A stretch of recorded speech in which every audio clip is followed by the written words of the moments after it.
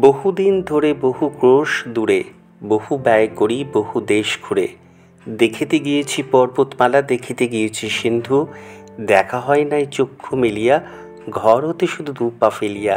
একটি ধানের শীষের উপরে একটি শিশির বিন্দু। আমরা দূরে ছুটি, পাহাড় সমুদ্র অজানা শহর করি, কিন্তু সত্যি কি জানেন, সবচেয়ে বড় বিস্ময় আমাদের কাছেই লুকিয়ে থাকে। আজ তাই আবার প্রশ্ন ফিরেছে নিজের জন্মভূমি দুর্গাপুরে। বর্ষার দিনে দুর্গাপুর ব্যারেজ খোলা লক গেট দিয়ে বিশাল জলরাশি ঝাঁপিয়ে পড়ছে চরে, ঠিক যেন প্রকৃতির নিজস্ব সিম্ফনি।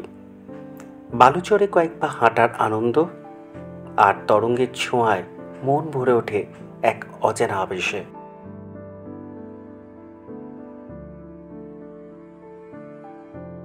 অদূরেই নদীর ধারে দামোদরের টাটকা মাছ,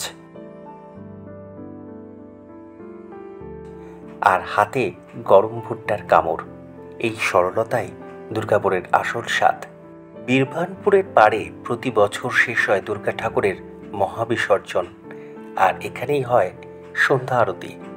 আর খানিক দূরেই রয়েছে দাহঘাট।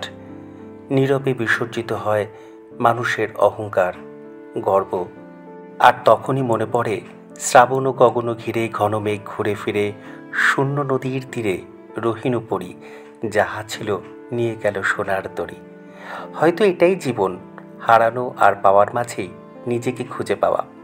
আবার বস্তু মানে শুধু ভ্রমণ নয়, প্রকৃতিকে ছুঁয়ে শিকড়ে ফিরে নিজেকে নতুন করে আবিষ্কার করা। আবার বস্তু মানেই নিজেকে খুঁজে নাও, ফাইন্ড ইয়োর সেলফ।